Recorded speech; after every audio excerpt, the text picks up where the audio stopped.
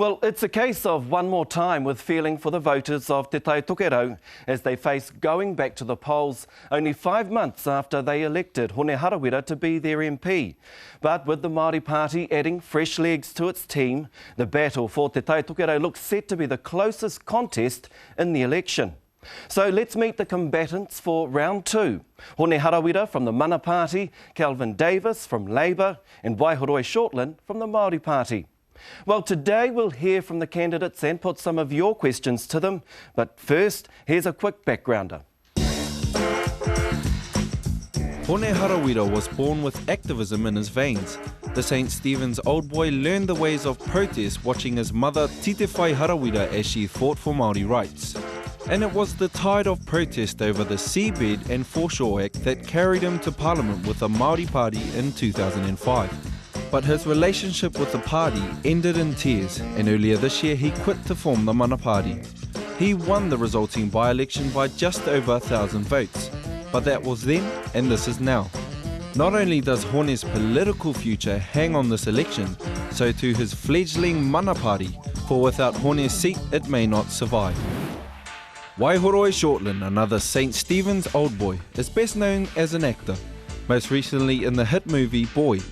But it was as Shylock in the Te Tangata Whairawa o Weneti, the Māori Merchant of Venice, for which he won a Best Actor award. For 25 years he's commentated on Māori politics as a journalist, but never before taken the field himself. As a political novice, he faces an uphill battle to win back support in Te Tai Tokerau and claw back the 11,000 vote majority the Māori Party had in 2008. Kelvin Davis didn't go to St. Stephen's. He went to the Bay of Islands College and then on to be principal of Kaitaia Intermediate. He joined Labour's team in 2008, replacing Dover Samuels, but couldn't outpace Hone Harawira in that election. Still, he made it into Parliament as a list MP.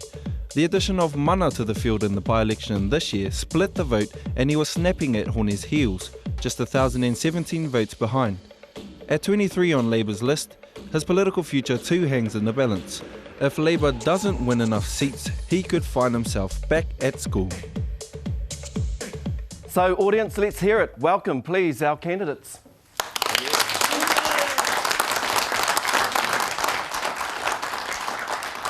Now, all three of you have got a lot riding on this election. Let's begin today's debate with you all telling us in 30 seconds why you should be voted the next MP for Te Tai Tokerau, and we'll start with Hone Harawira. I think I enjoy the support of the people of Tai Tokerau because they see in me a fighter for their treaty rights. They've seen the things that I've been able to build. They know that I have a good working relationship with all of the iwi leaders, but at the end of the day, I think they still see me as the ordinary Māori guy, just like all the rest of them from Kelston all the way up to the Cape. I think when they look at our parliamentary situation, they'll recognise that I have more political experience than both of my colleagues put together. They'll know that when I go back into Parliament, I'll go back onto the front bench, whereas these two can't aspire to anything except the back bench. Kelvin, unfortunately, going back further because his leader has dumped him down the list. And that's your 30 seconds. We will touch on a few of those things. Kelvin Davis, in 30 seconds. Kia ora, Shane. You know, growing up in Kawakawa in the 1970s, we didn't have a heck of a lot, but my parents still managed to raise 4 kids, one a police sergeant, one a district court judge, myself a principal and now a member of Parliament, and my sister was also a successful principal and teacher. You know, there is a road to success that I'm willing and happy to share with everybody in Te Tai Tokerau. And it's a simple matter of that. Do we want success or not? Waihoroi Shortland. Hoi no me pēnei ake pēr te tīmata e tātou mā. Kua hōhau I te roa o te Tai Tokerau e tā kahikahi tiana. E ngā tāngata e whakarite ana e tātou kia haere hei māngai mo te Tai Tokerau. He hanga hua e hoki maina ki te kāinga, kei te rapu tonua. No reira ko taku hiahia. E haere ki pōneke, e haere ki te whare miere, hei tino māngai mo te iwi e tatua I o rātou tini hiahia. Koi rā te hiahia o taku ngākau, mā rātou au e tono. Kia ora rā. Hone, let's pick up a few of those points that Waihoroi mentioned there. In his opening statement, he's saying that, you know, the voters of Te Tai Tokerau have become frustrated with its representation. Well, let's not blame that on me. I mean, national governments and Labour governments have successively seen Māori have really bad relationships and really bad indicators in welfare, in education, in health, in justice, employment, and in housing. Regardless of the fact that the Māori Party say that sitting at the table makes a difference, it's made absolutely no difference whatsoever to the status of the people of Tai Tokerau. And I think it's really important to understand that, because sitting at the table doesn't guarantee success. Being strong, being independent, and being forceful in your opinions gives you the opportunity for people to hear what's important to you and to your people and to get results. Your response, Waihoroi? Sitting at the table and bringing something to the table, I think, is the point. And for the last 20 months, Hone has brought nothing to the table. So why should the Tai Tokerau expect anything to come from the table if the man sitting at the table is more concerned about establishing himself in another field, away from the people who put him there? He walked in there, he gave an undertaking to represent. So really, if the Tai Tokerau has suffered from not benefiting from those things that the Māori Party has accrued over the last 20 months, you can only point the finger in one direction. Kelvin Davis, you were unsuccessful during the by-election, despite having the full Labour Party machinery in there supporting you. You won't have that level of support this time around. Is it a foregone conclusion this time? No, definitely not, and that's the fact.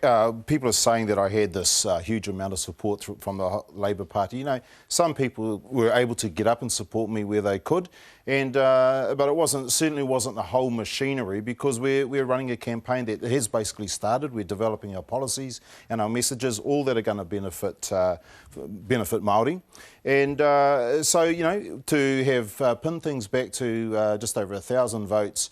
With the level of support that we had was a fantastic effort.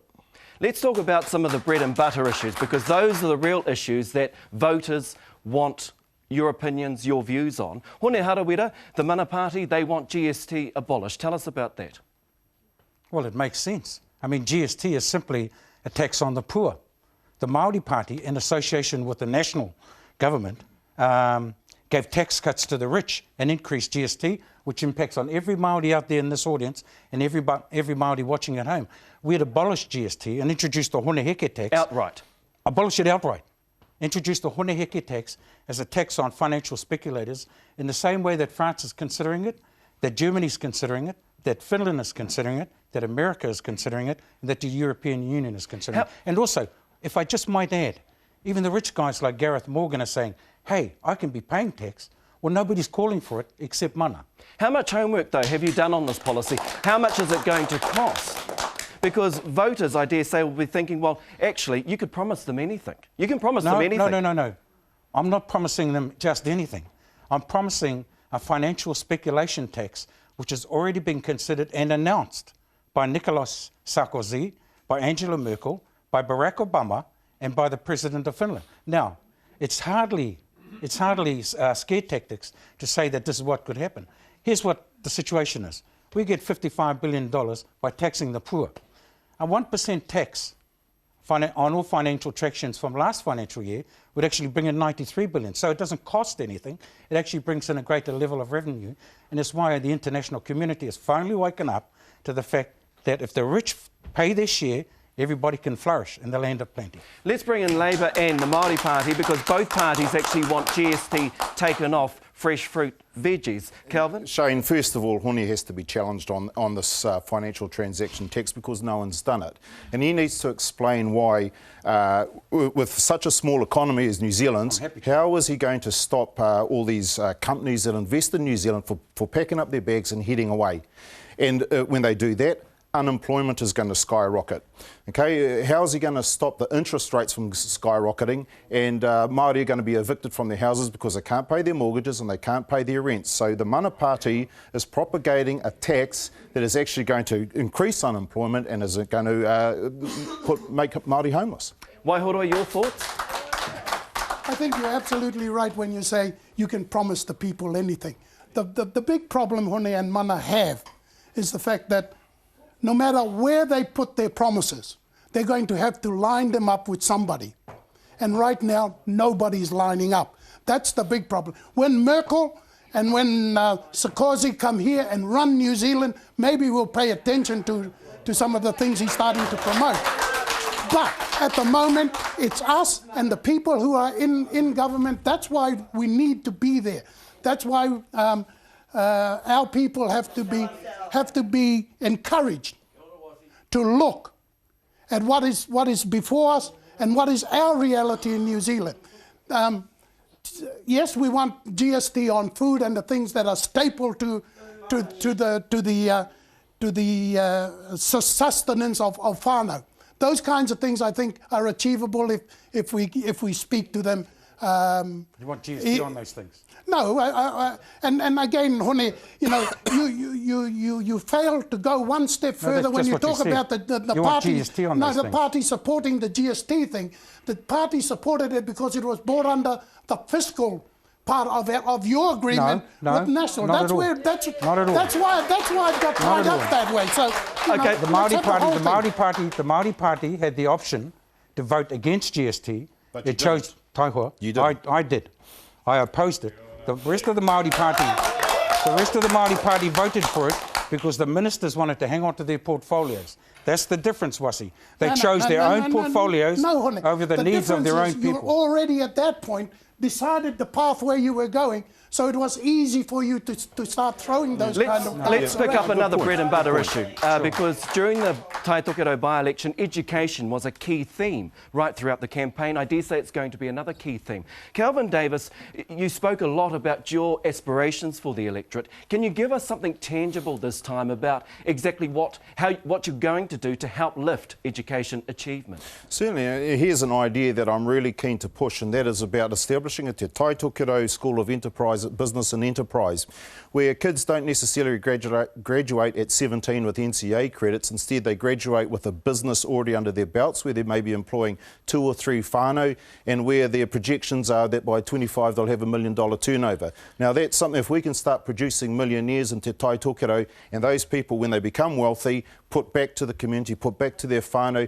then we're going to see some real Māori success. We don't have our hand out asking, we're not in grievance mode, we're not victims, we've been proactive, and we're going to do something for ourselves. So where is this concept of yours? Has it been supported, for example, by your colleagues? Or is this just a Kelvin Davis whakaaro? No, this is an idea that I will be pushing. It's not at the moment, and I'll tell you why, because the by-election actually got in the way of the whole policy development, my involvement in policy development. And so it's not in the Labour Party manifesto? It won't be, but it is going to be. Look. And people, and the mana people over there who don't have a clue about things, can't come up with these ideas. Can't come up with ideas, because every idea that Hone came up in the by-election, let me tell you this now, was pulled off an idea that I'd come up with, such as the Regional Development Fund. Come on, Calvin, let it such go. as the... I'm not going to let it go, Hone, because you're not challenged by people. The media don't challenge you, and if it's up to me and if it's up to Wazzy to challenge you, then so will be it. Well, Shane, if I don't mind saying this, the reason why the Labour Party haven't adopted his ideas as policy, the clarification of that, the confirmation of that, is they've booted him down the list. No, they haven't, because see, that's another Hone lie. They have shunted lie, because I am up the list from where I was. They have shunted him down the list, Hone, that's you're not the part way, of the Labour Party. Party. You don't have let's try and speak one at a time. No, I can't let that go, Shane. Just coming back to the issue of education. You will get a chance to respond. Just coming back to the issue of education. It's a very simple scenario what we have here. Under National and under Labour, Māori have failed absolutely miserably in the education stakes. And now National, with the support of the Māori Party, because they haven't opposed it, are now privatising education. But if it's true that a free, high-quality education system is the best investment that a country can make in its own future, then mana says free education for all citizens of all ages.